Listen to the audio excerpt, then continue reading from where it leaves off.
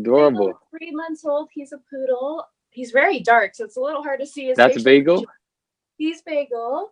And then Pizza is huge. So let me, actually, I'm on my phone, you guys. So let me just. And who inspired it? How did the name come to be? Or it was just second. I love all carby foods. So.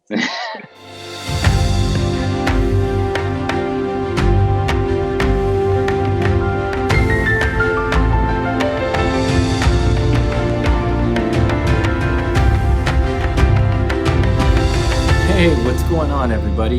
Hope you guys are all doing really well. Recently, on behalf of the Screen Composers Guild of Canada, I had the honor and pleasure of speaking with the amazing Tina Guo. Now, Tina Guo is a cello rock star. If you don't know who she is by now, you're probably living under a rock. I first saw Tina performing with Hans Zimmer at his concert in Toronto in 2017. Time is flying. We here at the Screen Composers Guild of Canada, also known as the SCGC, proudly bring interviews like this across Canada, and we live stream them on our Facebook group. So if you're a member of the guild, please be a part of that and check out all the rest of the interviews. Michael Dana, Robert Duncan, Robert Kraft. There's been so many great interviews previously, and now we've had the honor of speaking with Tina Guo as well. There's many other great interviews to come later on this fall. It truly was a pleasure for me to speak with Tina, as she gave such open and honest advice of what it took and what it takes to achieve your goals at the highest level and reach the pinnacle of your craft. I think growing up I started cello when I was 7. Actually, I started piano first. So piano when I was 3, then violin, then cello. And I think just having that discipline that was ingrained into me, it wasn't even by choice. It became almost, if not natural, like this weird psychological thing where I'm like, if I'm not practicing or being productive or working or growing my finances or whatever, I just feel like my life is wasting away, and I start having an existential crisis. Like, what am I doing? I'm useless. Some extreme. I go through the same thing. Yeah. So I've probably played in every single club, not the nice ones, like the really dingy ones in Hollywood, all the rock clubs, with singer-songwriters, with bands, anybody who could pay. I would be like, okay, I'm there. And then I remember I was able to get a credit card towards the end of my first school year, because I couldn't even qualify for a credit card. It had a $600 limit. That's it. That was like my maximum credit.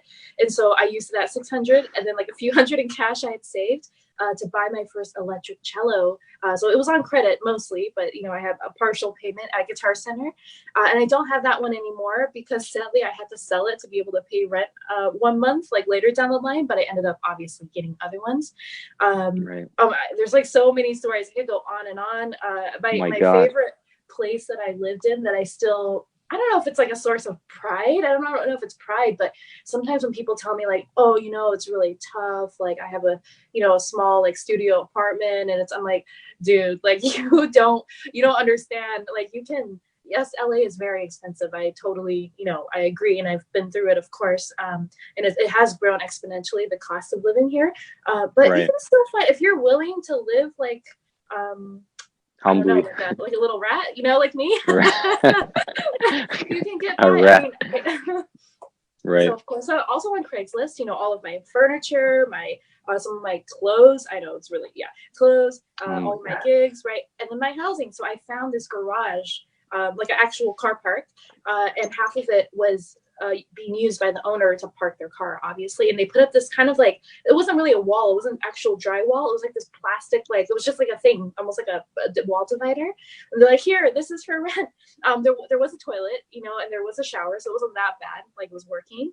It was just one little room, if you call it that. And then in the kitchen, it was just another little area that was added on, but there was no stove, literally nothing. It was just completely blank. It was just another little mini room. So I got a microwave from Craigslist. I bought like it was like a plastic. I remember this like so well because I own so few things. I was so proud of them, like plastic chairs, 4 plastic chairs that were like so flimsy that I think one time someone came over for a rehearsal and they like sat on it and it fell apart.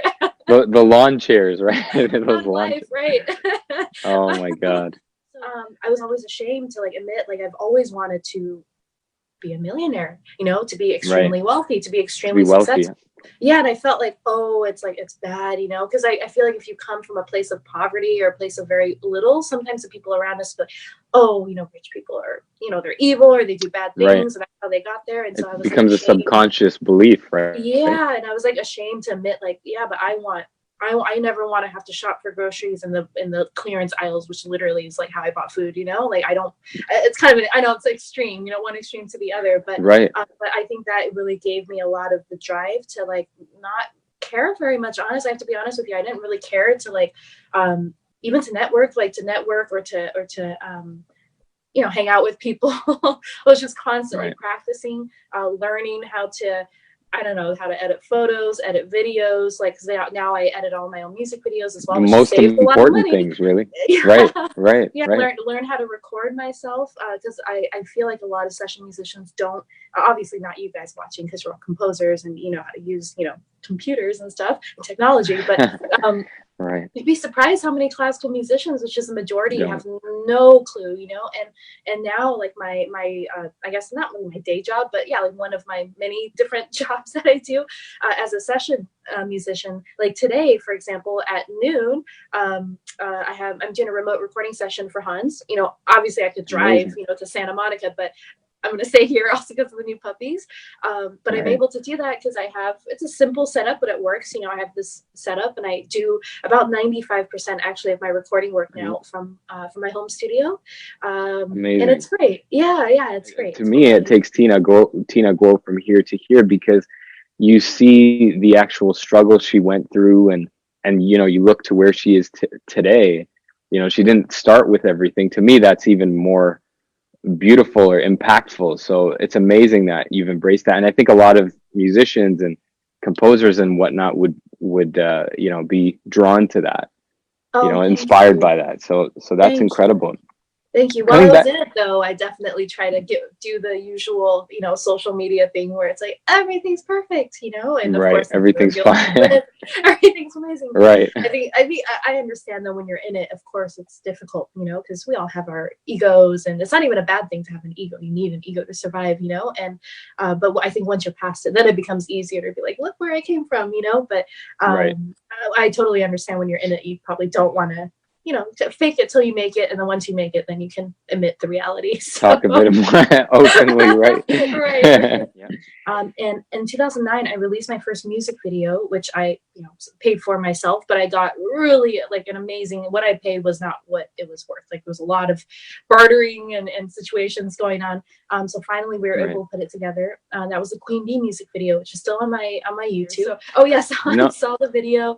John Debney saw that video, and so literally within 1 week of that video being released, I was working on Sherlock Holmes with Hans, and then right after that, Iron Man 2 with John Debney. But like when people say like, oh, it just happened, I'm like, no, it was like 5 years of trying so many. I think, you know, I always say people see the things only that succeed and not the things that have failed. Absolutely. For sure. So I don't want anyone to like get the wrong message and be like, oh, I could just release a music video and, you know, suddenly things will happen. Like, no. But even then, and even though I was doing recording work and session work, I have to be honest with you, I wasn't able to make enough to save anything. So I was always like at the end of every month, zero or almost zero, you know? And I was like, what? You know, at that point I upgraded a little bit. The place I was living in was $650 a month. So that was pretty baller. It was in the ghetto, but it was my own studio apartment. So I was balling out by then. But yeah, and also because I was paying for my cello, my acoustic cello. It was, it's now worth double, like more than double what I paid for it, because, you know, older instruments are also an investment. It's an asset.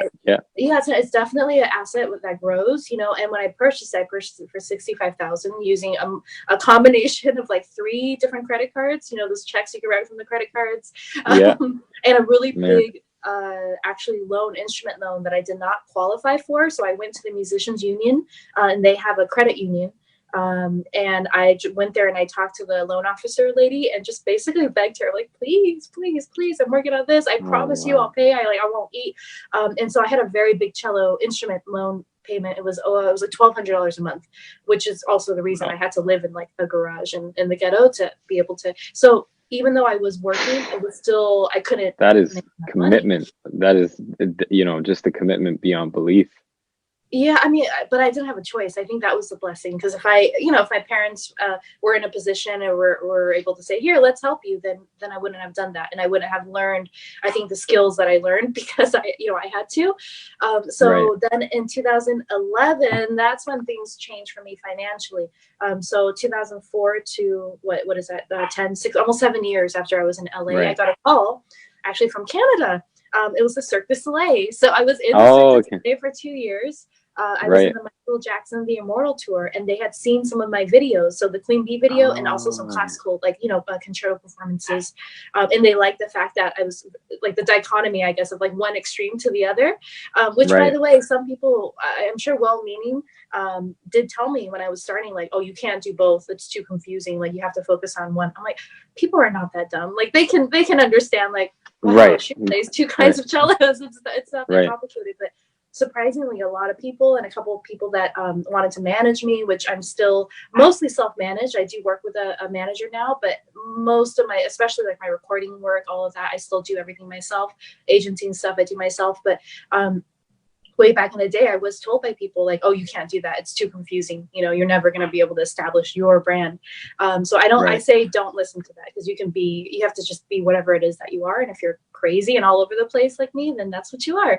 30,000 people. I went from playing to like 50 people in like a dingy club to like, sold out arenas too, but it was the first time I played consecutively in arenas and stadiums every night. So, and obviously the pay was better. I will just be, very forthcoming as always. I was paid $3,500 a week. That to me, when I said I didn't even negotiate. $3,500 a week. I mean, is that's that 3,500 US? Yes, US. There you go. So that's good money. Oh, well, that's all for part 1 today, everybody. But please do check out part 2 and part 3 when they come out on my YouTube channel here. Tina's going to touch on so many more topics that we're going to get into, and I think you guys are going to really love it, and it's going to bring a lot of value. Also, I'd really appreciate if you smashed a like on the video, you comment, and you subscribe to the YouTube channel as well. Keep on keeping on, everybody. Check out part 2 and part 3 coming out soon.